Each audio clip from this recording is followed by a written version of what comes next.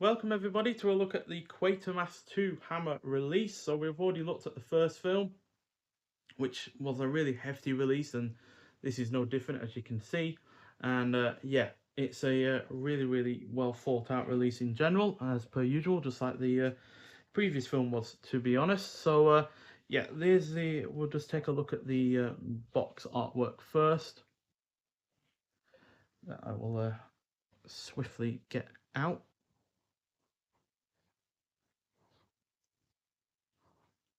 Where's it gone? Da, da, da, da. It was stuck because, as you can see, it is quite tight. Oh, there we go. So yeah, here's a main box artwork which I really like. I am all right with the leather-esque looking main box, but this new artwork is what really sells it for this release, as far as I'm concerned. So yeah, Quatermass 2, released in 1957, directed by Val Guest, who also did the first film. So we've already talked about his filmography before that I've seen. So yeah, and once again, it is a science fiction horror film. Clocks in at 85 minutes long. Had a budget of £92,000, which is more than double the amount of the previous film, and it really shows. And yeah, Brian Donlevy returns to this film as well as Quatermass himself. So this film was also known as Enemy from Space in America, which is a decent enough title, but personally I like it being connected with the first film with the similar title. So yeah, we also have William Franklin in this film, who's in the really rather decent thriller The Snorkel, as well as Brian Forbes, who was in The League of Gentlemen, Yesterday's Enemy, and an Inspector Calls, and finally Sid James, who was in like of The Lavender Hill Mob, The Silent Enemy, and Hell Drivers. So in England, a group of space scientists led by Bernard Quatermass, who has developed plans for the first moon colony, learn that a secret, ostensibly government-run complex of identical design has been built in a remote part of England and is the focus of periodic falls of small, hollow meteorites originating in outer space. Quatermass determines to investigate and uncover a terrifying extraterrestrial life form which has already begun action to take over the Earth. So this is a more than worthy follow-up to the first film that retains the science fiction horror charm while mixing in some action and also conspiracy thriller elements to help set itself apart. The budget is also noticeably bigger, not just in terms of the raw number, but also in terms of the general miniatures and spectacle that it has going on. And the pacing is an overall improvement over the first film, though the cast outside of Brian Donlevy isn't quite as strong. That said, the action scenes and practical effects are great. It is well paced, solidly shot, has a decent score, and the plot is overall engrossing.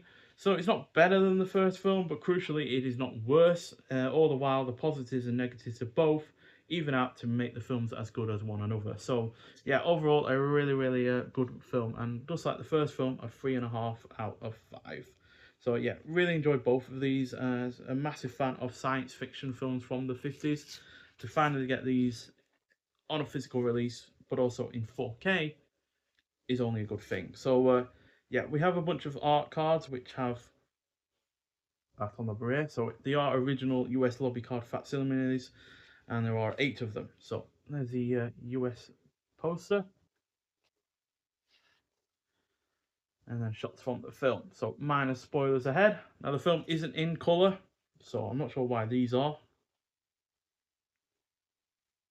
It might well have been released in America in colour, but it works much better in black and white. And as far as I'm concerned, I do think these science fiction films from the 50s generally do work better in colour. Now there are some exceptions to that rule, the War of the Worlds from the early 50s for instance, but on the whole these do generally come across a lot better in black and white. And finally, we also have a poster as well. Now, do be warned with this poster, put it in between either the art cards or a couple of the books that we've got, because I foolishly nearly ruined the poster by trying to fit in the Blu-ray and 4K case on top of it, and it nearly creased it beyond repair. But luckily, that didn't happen. So, yeah, there's the Quatermass 2 poster. And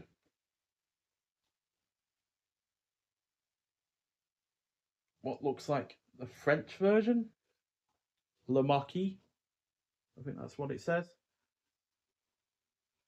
which is interesting.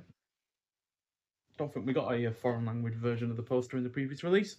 Um, yeah, and then we also get a couple of books. So we get the Quatermass 2 Enemy from Space graphic novel, which again we got a version of in the previous release. So yeah, basically takes each scene and just makes it look like a graphic novel. Basically, word for word is pretty much the whole thing, really. So yeah, just a couple of sections from there. Really nicely printed in a nice little booklet there. And then to follow up the Quatermass Papers Volume 1, we have the Quatermass Papers Volume 2.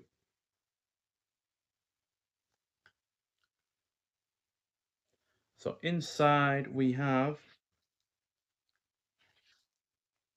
one of Hammer's best films in any genre, a look at the journey of Quatermass 2 from series to film. The two Quatermasses, the making of the Quatermass 2 television serial. Then we have Beyond the Planet of the Dragons, examining Nigel Neal's relationship with 1950 science fiction. Never Have I Seen a More Frightening Scene, a 1956 visit to the set of Quatermass 2.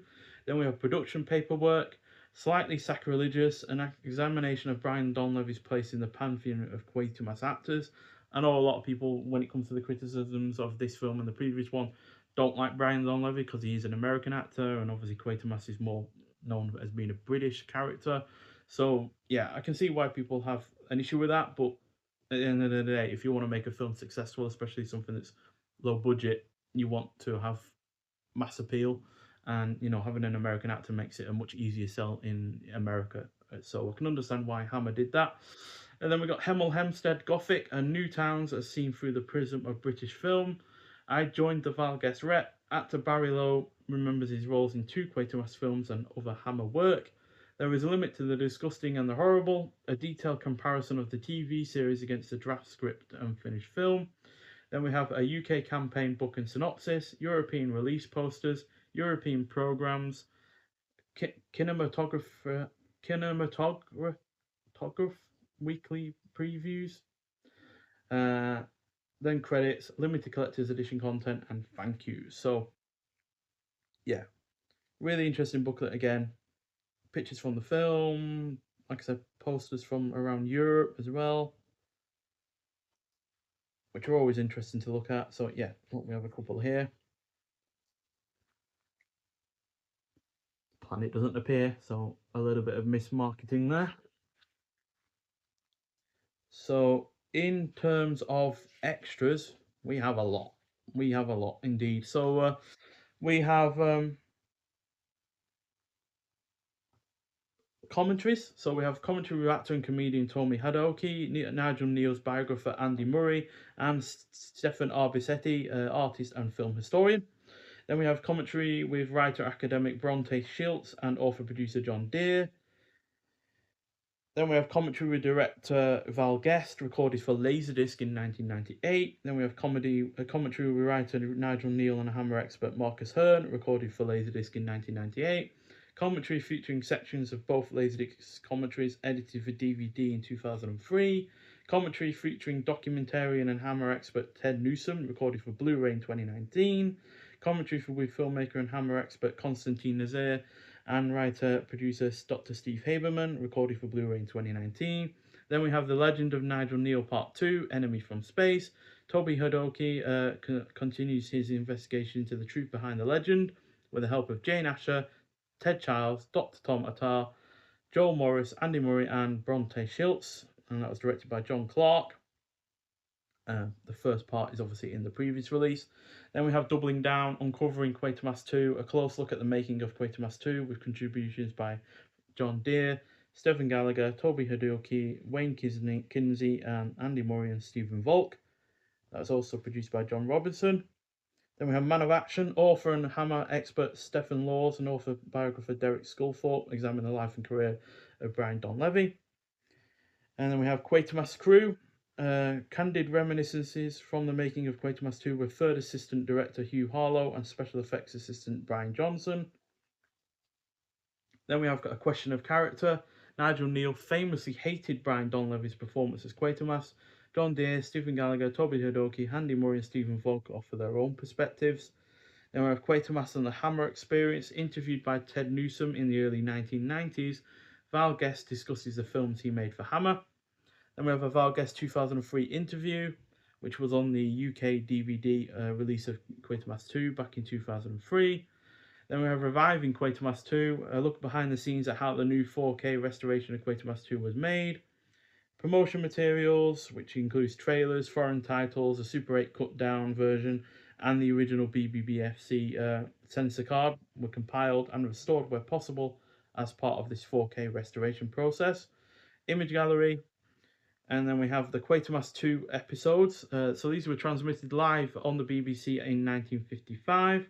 All 6 episodes of Quatermass 2 were recorded on a very rudimentary setup, a film camera pointed at a TV screen while the episodes were performed and transmitted live.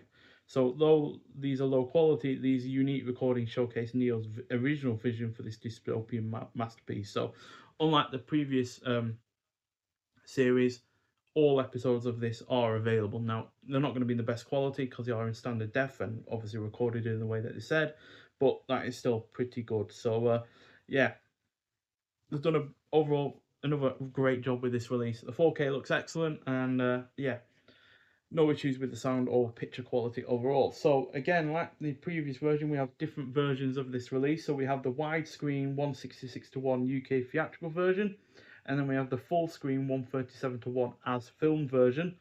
Then we also have the widescreen 185:1 US theatrical version. So all 3 of those are on 4K on the first 2 discs.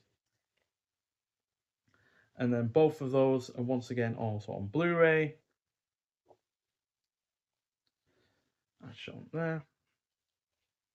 It's very long.